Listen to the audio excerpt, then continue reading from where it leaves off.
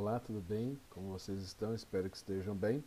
Bom, eu sou o Murilo, professor de Química, e hoje a nossa aula é sobre ligações e compostos metálicos. Temos como objetivo mostrar a importância dos metais na nossa sociedade, desde o passado até o presente, explicar os modelos e as teorias sobre os metais, a importância das ligas metálicas e as propriedades que tornam os metais tão importantes para a gente. Então, iniciemos. Bom, para a nossa sociedade, os metais fizeram grande revolução para nós. Por exemplo, tanto que tem uma era somente dos metais, onde os homens forjavam as suas armas, seus escudos, suas facas, seus utensílios. Atualmente, os metais são muito utilizados em tecnologia, na produção de circuitos eletrônicos, elétricos também. Não podemos esquecer dos transportes, óbvio que não são os mesmos metais, por exemplo, a, a armadura dos aviões são feitas de titânio, aqui é de ferro, ela pode ser alumínio também, perfeito? Não podemos esquecer dos, das embalagens metálicas dos alimentos, e óbvio, e principalmente na construção civil, na construção de grandes estruturas. Perfeito? Dá-lhe porco. Bom, por que os metais são do jeito que eles são? Né? Depois a gente vai discutir melhor as propriedades. Porque é o seguinte, lembra da aula de tabela periódica? Os átomos metálicos são muito grandes. E os elétrons da camada de valência estão tão afastados do núcleo que praticamente eles não sofrem influência de atração para o núcleo. Então eles têm a possibilidade de migrar, sair, simplesmente largar o átomo, abandoná-lo, perfeito? E percorrer todo o material. E ele vai ser atraído por cátions, que também por sua vez deixaram seus elétrons saírem, perfeito? Então, elétron de um átomo sai, vai ser atraído por um cátion de um outro metal, de um outro átomo que perdeu o elétron, daí ele vai escapar também, e assim vai indo. Ou seja, os elétrons de valência dos metais têm uma semi-liberdade de poder percorrer todo o material. E essa teoria nós chamamos de teoria do mar de elétrons. Perfeito? E vocês me perguntam, e os cátions, né, os átomos, como eles ficam? Eles ficam de uma forma bem organizada, que nós chamamos de retículo cristalino metálico, ou simplesmente retículo metálico. Então essas bolinhas aqui estão representando os cátions. Essas daqui são as forças de coesão que mantêm eles unidos. Então, percebendo que eles não são rígidos, travados, eles são maleáveis. Em todos esses espaços vazios, os elétrons estão percorrendo. Essa é a explicação, os modelos explicativos, perfeito? Bom, o que são ligas metálicas? Ligas metálicas nada mais são do que misturas homogêneas, onde o principal componente é o metal. E por que fazemos ligas metálicas desses metais? Para melhorar suas propriedades, perfeito? Imaginemos, por exemplo, o ferro. O ferro, ele enferruja.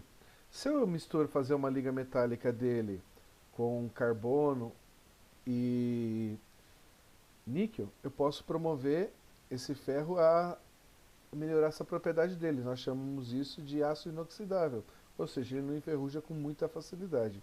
Perfeito? O aço nada mais é que ferro com carbono. Isso aumenta a rigidez dele. Perfeito? Uh, o ouro, por exemplo, 18 quilates, é uma mistura de ouro, prata e cobre. E por quê? Porque o ouro puro ele é mole. Imagina essa joia aqui de ouro 24 quilates. Qualquer coisa deformaria esse anel. Então, para aumentar essa propriedade de ser duro, a gente acrescenta esses outros materiais. E assim vai, para o bronze, para a amálgama, para o metal wood. Fechou? Lembra que eu falei das propriedades? Então, vamos estudá-las então agora.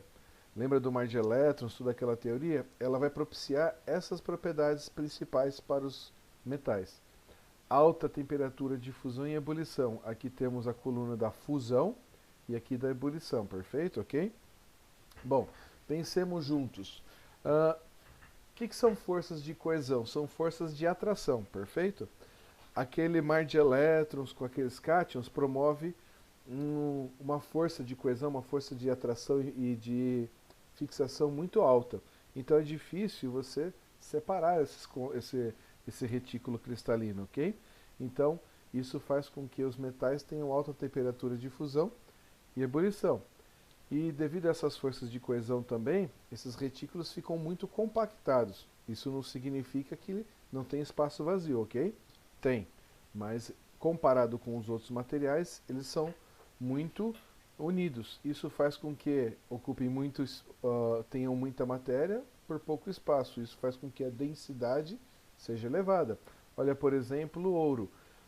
O ouro tem uma densidade de 19,28, ou seja, a cada 1 centímetro cúbico, ou seja, 1 ml, se eu pegar um ml de ouro e pesar, ele vai pesar quase 20 gramas. Ou seja, é uma densidade alta pra caramba. Perfeito? Ah, lembra dos elétrons livres? Perfeito. Quando eu emito uma luz sobre os metais, e óbvio, ele tem que estar polido, bonitinho, com a superfície bem lisa, os elétrons do mar de elétrons conseguem absorver essa luz que você está incidindo sobre o material. E ele começa a se excitar. E quando ele voltar para o estado fundamental dele, ele devolve essa energia na forma de luz. E que promove para a gente o brilho. Beleza? Modelo de Bohr, ok? Vamos lá. Os elétrons não estão livres e eles estão percorrendo o material aleatoriamente. Quando eu crio um potencial elétrico, ou seja, crio um polo negativo aqui e um positivo aqui, elétrons que não estavam no material começam a entrar no material e cargas iguais se repelem, ou seja, esse polo negativo direciona o sentido dos elétrons. Então, esses elétrons vão sair do material e outros estão chegando também. Ou seja, isso faz com que os elétrons direcionem o seu sentido de percorrer o material, ok? Condutividade térmica é mais ou menos o seguinte: eu tenho uma fonte de calor que faz os elétrons do mar de elétrons se excitarem, ficarem mais agitados. Lembra? Corpo de maior calor, com mais agitado, transfere calor para o menos agitado. É a lei zero da termodinâmica. Vou repetir. Corpos muito quentes transferem calor para corpos menos quentes, ok? Então, o que vai acontecer depois de um tempo? A agitação dos elétrons do mar de elétrons vai ficar igual. Isso vai fazer com que todo o material se agite, fazendo a temperatura desse material aumentar em toda a sua extensão. Perfeito? O que é a maleabilidade? É a facilidade de fazer o metal, no caso nosso, né, ser transformado em lâminas. Lembra que eu falei que os retículos cristalinos não são rígidos a coesão dele? Eles se mexem? Perfeito. E tem espaço. Então, esses átomos conseguem, esses cátions, né, conseguem se reorganizar, se espalhando, por exemplo, para fazer lâminas, ou se compactando um pouco mais para se transformar em fios finos. Perfeito? Então, maleabilidade é a facilidade de se transformar em lâminas, ductibilidade é a capacidade do material de ser transformado em fios. E os metais são muito maleáveis e muito dúcteis. Ok? Bom, era isso que eu tinha que falar para vocês. Perfeito? Agora é com vocês. Vocês têm atividades a serem realizadas. Fico à disposição para sanar suas dúvidas nas nossas lives. Um beijão, fique com Deus e até breve. Ok? É nóis.